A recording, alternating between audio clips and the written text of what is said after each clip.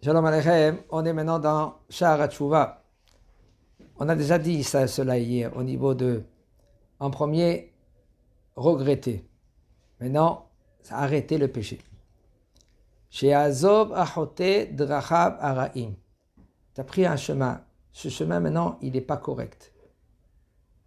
Arrête. Des fois, c'est impossible d'arrêter ce chemin. Comment tu peux te remettre en question? Il faut en premier que tu aies les haram. Il faut que tu aies un rab. Tout le temps, tu as un rab.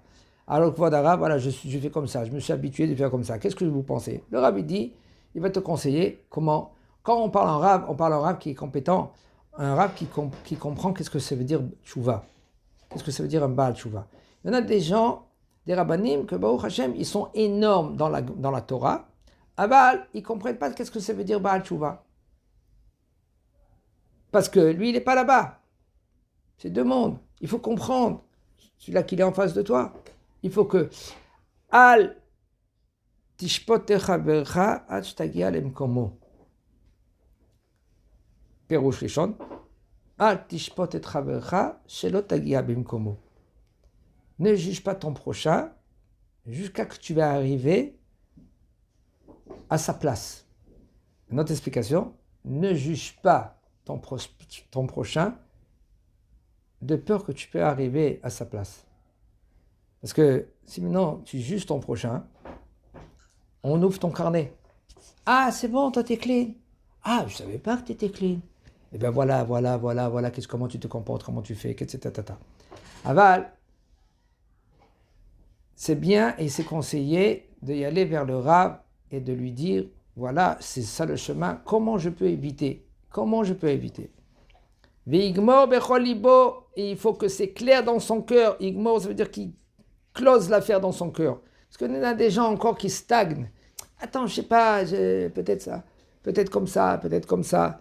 Shelo Yosif lavo baderech hara od. Ne pas arriver, ne pas rajouter, pas revenir, c'est dans ce même endroit. On l'a dit hier, on a expliqué, il y a deux endroits. Même qu'un homme, il dit, c'est bon, moi je suis costaud. Non, Nikra Racha, il s'appelle Racha. Même que tu es costaud, même que Baruch Hashem, tu es fort, tu ne peux pas te mettre dans le danger. Et même que c'est écrit clair, des fois c'est écrit clair, le Rambam il dit, voilà, quoi d'arabe, comme je vous ai expliqué hier, il est venu vers le Rav, il dit, voilà, c'est écrit clair sur le Rambam. Jusque tu aimes cette femme quand même, et tu as la force, et quand même tu te mets dans l'épreuve, et chez Mishmor, et le Rambam il dit, là, Kadosh Baruch Hu peut témoigner que c'est Baruch Hashem que tu as fait tchouva. C'est faux de comprendre le Rambam comme ça. Impossible qu'un homme, il se met en épreuve et qu'il va passer l'épreuve. Et même s'il a passé l'épreuve, Baruch Hashem dit, regarde, tu as vu? Rien ne s'est passé. Racha. Tu n'as pas le droit de te mettre en danger. On n'a pas le droit de se mettre en danger. Lama, Atamin Baatzma Chad Yom Motar. On raconte la Gemara.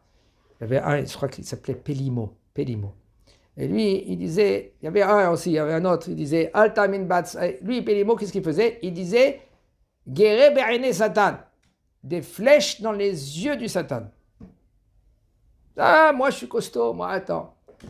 Ah, d'accord, mais c'est le Satan, il est venu une fois, il a toqué chez lui à la maison, et Pelimo, il était grand. Il était grand dans la Torah, il était chassid. Il toque, et il était comme ça, sale. Il dit, je veux un oignon. Alors la femme, elle vient, lui donne un oignon. Après, il a fini l'oignon. Il dit, j'ai soif. J'arrive pas. Alors elle vient, tout de suite, elle lui donne à boire. Il dit, comment c'est possible? Moi, je suis dehors et vous êtes dedans. Je peux pas rester comme ça. Elle dit, bon, viens, assis-toi, mange. C'était quoi? La veille de Kippour. Et il s'assoit, et il commence à manger l'oignon, il commence à boire, et il bave, et c'est sale sur la table, et la femme, elle fait des grimaces, et il dit, qu'est-ce que c'est ça, ce bonhomme-là? Comment il peut rester là? Alors, Pelimo, il vient, il le regarde, il dit, arrête. C'est pas joli, comment tu te comportes? Et tout d'un coup, ce bonhomme-là, il commence à, soi-disant, il s'étouffe, comme ça, et il tombe par terre, il commence à trembler, et il est mort. Tout d'un coup, une voix. Pélimo a tué un homme. Pélimo a tué un homme. Qu'est-ce qu'il a fait, Pélimo? Il s'est sauvé. Et une voix, ça crie dehors, Pélimo a tué un homme. Où il va? Il se sauve dans la forêt. Où il y a les toilettes. Avant, les toilettes étaient dans la forêt.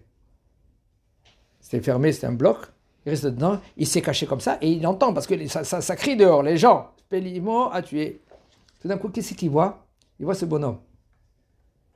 Il lui dit, je suis là. C'est qu'est-ce que tu fais là? Tu n'es pas mort, toi? Il dit, non. Tu sais qui je suis, moi? Je suis là que tu insultes tous les jours. Des flèches dans tes yeux. Tu dis des flèches dans mes yeux.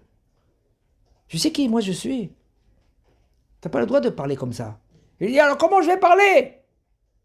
Et il dit, mais t'as pas de la force, toi, tu peux parler comme ça contre moi? Moi, je peux te faire, je te mets à plat, moi. Je peux terminer ton essai dans ce monde-là. Jamais tu dis, Igar Becha Hashem à Satan. Kadosh Baruch Hu, tu peux dire à Kadosh Baruch Hu que lui, il va gronder le Satan, pas toi. T'as pas le droit, t'as pas de la force, moi je suis un ange. C'est costaud comme tu crois. Altamin Batzmach. T'as pas le droit de la amine, de te croire sur toi-même. Adiom Motar. Jusqu'à maintenant, le fait que tu te trouves maintenant dans le trou. Même dans le trou, le bonhomme, lui, maintenant, il ne peut pas croire. Les Mekoubalim, qu'est-ce qu'ils font, les Mekoubalim? Ils font Messirat Amoda, entre eux, dans un jeûne, pour pas que maintenant, le jour qu'après 120 ans, le bonhomme, il doit être jugé.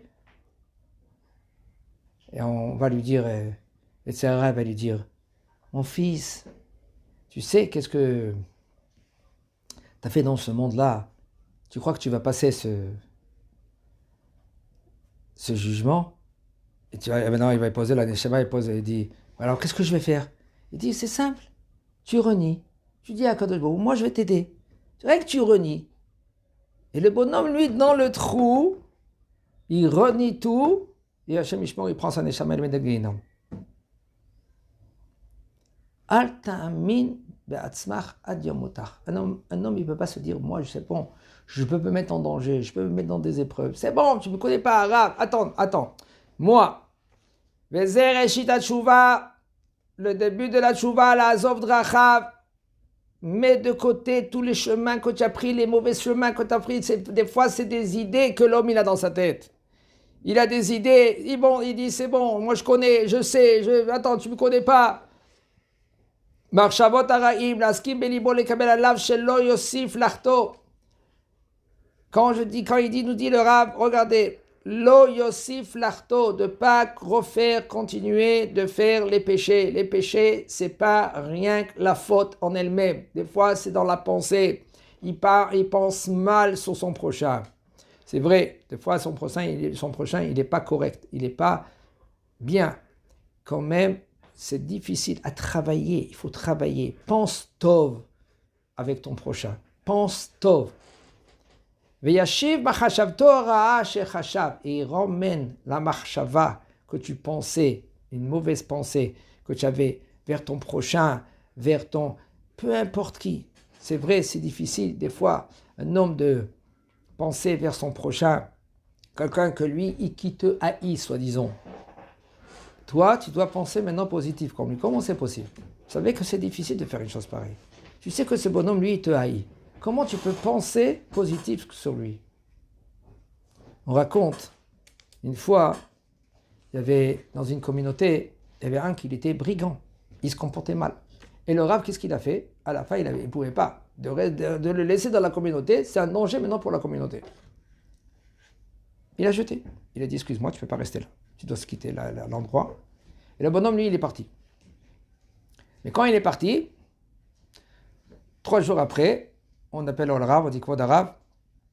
Il arrive maintenant avec au moins 12, 13, 14, 15 personnes. Il est venu ici pour vous défoncer. Et le Rav, qu'est-ce que c'est le Rav? C'est pas Bruce Lee. Le Rav, c'est le Rav. Il est tout le temps dans la Gemara, tout le temps dans la... Il sort dehors. Les gens de la communauté le regardent, ils disent, Kvod Rav, vous mettez en danger là. Il est venu ici chez Mishmor. Il dit, ça va, ça va. Ils sont dehors, 50 mètres de la Beth Knesset. Il se met dehors et il regarde. Et il attend. Alors il y en a quelqu'un qui lui dit, ah peut-être le Rav jamais nous a dit. Lui, ça va, il connaît Bruce Lee number 2. Et le Rav, il le regarde. Il regarde, il regarde. Et le bonhomme, lui, avec son cheval, avec tous les amis, 4, 5, 15 personnes, avec le cheval, ils arrivent. Ils arrivent vite. Et le bonhomme, et le Rav, il regarde. Il regarde. Comme ça, il arrive. Avec la rage dans la figure d'Aken. Il arrive. Tout d'un coup, 2 mètres de lui, il descend du cheval. Il se met à plat ventre. À plat ventre? À plat. Il se prosterne devant le Rav. Le Rav, il vient devant lui. Il le prend. Lève-toi, mon fils. Il l'a enlacé. Il l'a embrassé. Machoulach. Tout le monde et les gens, ils disent, Rav, qu'est-ce qui se passe? C'est bon homme, il avait de la rage. Comment c'est possible? Il dit, Kach leva Adam et leva Adam. Karmaim alpanim. Quand tu regardes maintenant un fleuve, si tu souris, tu veux te voir maintenant dans le fleuve, tu vas voir le sourire, d'accord? Mais si tu regardes méchamment vers le fleuve, qu'est-ce qui se passe? Tu vas voir maintenant comme un miroir, pareil, autodavar. Si tu souris vers le miroir, tu vas te voir maintenant en souris.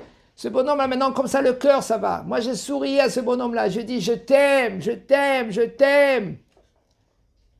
J'ai tellement travaillé sur moi-même que je transmis mon amour. C'est un travail. Il faut être sincère. Le Rav, il était sincère. Et c'est pour cela que c'est rentré, ça pénètre. C'est un danger, peut-être, c'est un danger. C'est pas n'importe qui peut faire ça. On n'a pas le droit de se mettre en danger. Si tu sais que maintenant, ces gens-là, ils sont pas corrects. Comme il y en a des gens que lui, maintenant, il passe dans la route, il passe avec sa femme. Ron. Et quand il passe avec sa femme, tout d'un coup, il voit un petit groupe. 5, 6 gamins.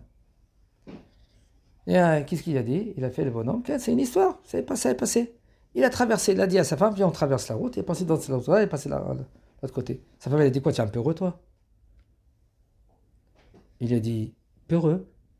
J'ai pas une de peur ici. J'ai pas le droit de me mettre en danger. Je passe à côté. Je sais que ces 5, 6 gamins qui sont là-bas, c'est sûr qu'ils vont siffler. C'est sûr qu'ils vont dire des bêtises. Et moi, je vais me retourner. Et qu'est-ce que je vais leur dire? Arrêtez, pourquoi vous... Et après, il y a un que lui qui l'a bu peut-être. Et peut-être moi, je vais venir, tard, je vais lui donner une droite. Parce que lui, il est venu, il m'a donné une gauche. Et après, qu'est-ce qui va se passer? Je peux l'emmener à l'hôpital ou quelqu'un peut y aller à l'hôpital. Les mikriatov. Et s'il a un couteau, il a fait tout un pile-poule avec sa femme. Alors j'ai décidé, je traverse la route, c'est encore mieux. Et c'est au chacham, qui c'est le chacham arouet anolad, qui voit qu'est-ce qui va sortir de tout des enseignements. Je suis chacham, je suis tzodek. Même que maintenant, de se mettre en danger, je vais rendre des comptes. Quand je il va me dire, mon fils, pourquoi tu t'es mis en danger? Je vais rendre des comptes. Et c'est au chacham arouet anolad. Chazak baruch.